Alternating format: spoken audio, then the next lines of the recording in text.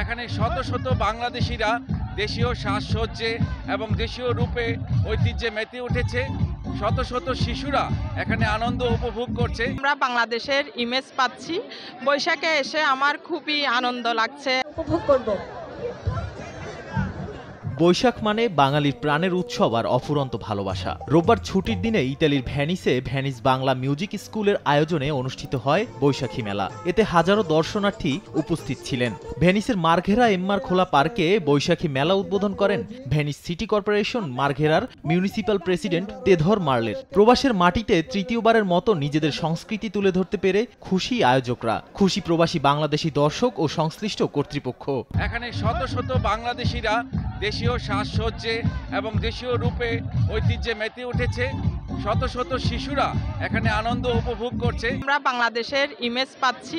বৈশাখে এসে আমার খুবই আনন্দ লাগছে। বাংলাদেশের বর্ষবরণ উৎসবে অংশগ্রহণ করতে পেরে আমি খুব আনন্দিত।